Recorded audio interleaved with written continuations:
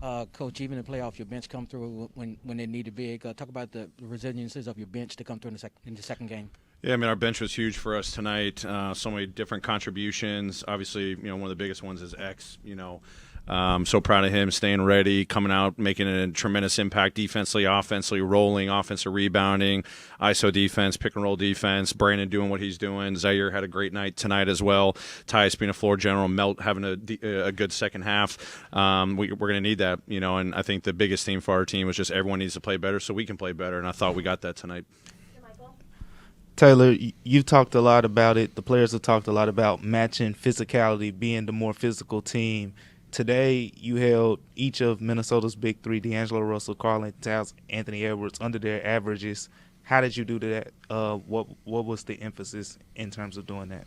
Well, I think number one is just executing our game plan. I've been stressing that for 2 days about going on and actually executing it, and I thought we did tonight. I thought the communication was great. I mean, you're not going to stop them. They're still going to get to their spots on their floor. Can you just make it as tough as possible? I thought our pick and roll coverages were executed at a pretty high level. Can always get better there. Our individual defense is really good. Our contest rate was really good.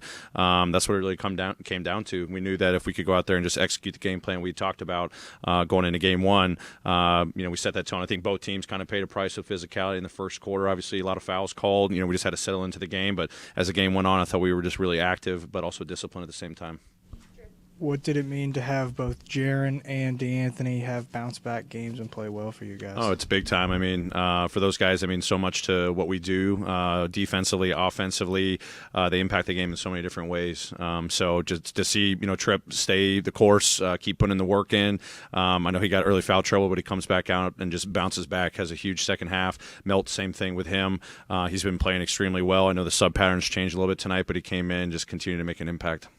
Taylor, speaking of that, the decision to go to Xavier, was that a function of the foul trouble you guys ran into early, or was that something you planned to do coming into the game? And then also just talk about the decision to change up the starting lineup to going into the second half and kind of going away from Adams there as the game wore on. Yeah, tons of discussions about, our bigs lineups and depths. Obviously, Steven had a tough start to the game with 2 early fouls. So obviously our sub patterns were completely thrown off. Needed to get another body in there. Knew that at some point X could be a factor in this series. Really proud of him to step in even in that first quarter. And then he just played so well. The spark that he brought, the team they just took off from that first quarter. It was a competitive first quarter. We had a great second quarter, and I just kind of went with my gut and said, hey, let's try to continue to ride the momentum, start the second quarter and continue to manage our big sub pattern as best as possible. Quick follow-up on that, and then another thing. What did you say to Steven about the decision to make that change, and why go with Kyle instead of Tillman in terms of the way you bumped it up? But then in addition to that, Josh said after what he watched the game one film that he thought he was taking an extra dribble into defenders. He needed to make earlier decisions. He had a big stat line in game one, but did you think that this was an adjustment to sort of a better balance, more effective play from him? Yeah, to your first question, I talked to Steven. I let him know, obviously, the gut decision I made. Obviously, he got the early foul trouble. The bench was rolling. The lineups that we had out there were rolling. He completely understood. He's like, man, we just want to win. Whatever you got to do to win, I'm here for you, coach, whatever you need. So super proud of him. He's the ultimate pro. And then, X not starting the second, that was just kind of another gut call, just trying to figure out what was our bench lineup going to look like, too. And, obviously, you've got to account for the matchups with Russell and Edwards and Towns and different coverages and all that stuff too. So a lot went involved.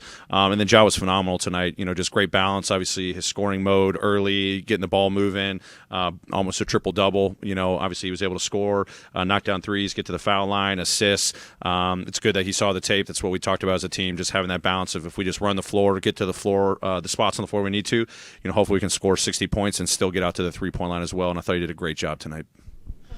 Coach, you touched on it a little bit. Can you talk to me about the process and how you communicate when you maybe have to tell some players some news that they probably don't want to hear? You don't have to be necessarily Steven Adams, but just in your tenure, what is your process like when you try to relay some news? Yeah, I mean, obviously, I'm as direct and honest with the guys as possible, and I think we're very forward at the beginning of the season that anyone can make an impact. You know, everyone's got to stay ready when their number's called, whatever it is that we need to do to win a game, and that's why his response was, "Coach, we won the game. Whatever we got to do to win the game." So, super proud of him, super proud of all of our guys when that moment comes. But you're just direct with them at the front end, and when you make those decisions, you don't tiptoe around it. You just let them know what's going on, but to always stay ready. You never know what's going to happen in the series. It's still a long series, so guys got to stay ready. Taylor, just one of the messages that you had after game one, and I know some of the players did as well, it was y'all needed to take more threes to make more threes. Though you didn't get the percentage that you wanted, you had the uptake in both. Just how did you see that just open up the floor for the entire offense? Yeah, it's a step in the right direction for us. I mean, we've got to have the threat of everything on the floor. I said if we just play this style, the way we're moving the ball, the way we're running the floor, obviously getting stops helps that. You know, it ignites our offense. You become less predictable. You know, you can still get into the paint. You can get to hopefully the free throw line. You're getting great looks from the outside. We had so many open looks that we missed, but this is exactly what we want. So we'll watch the film, show the guys this is our recipe. They keep putting the work. We trust them to have the green light when they're open, but this is more of the style that we got to play. You get more 50-50 balls today, which led to more rebounds, which led to more fast break broncs. How were you able to get more 50-50 balls to start all that? I think it's just simply it's mentality. I mean, we stressed yesterday, and we always do, but especially one of the biggest takeaways after game one is just having more urgency. You know, be the team that's the aggressor. It's obviously the physicality that's needed at this level in the playoffs, but just urgency to just get to the next play, get to our spots, get our coverages executed, diving on the floor, coming up with a tip out.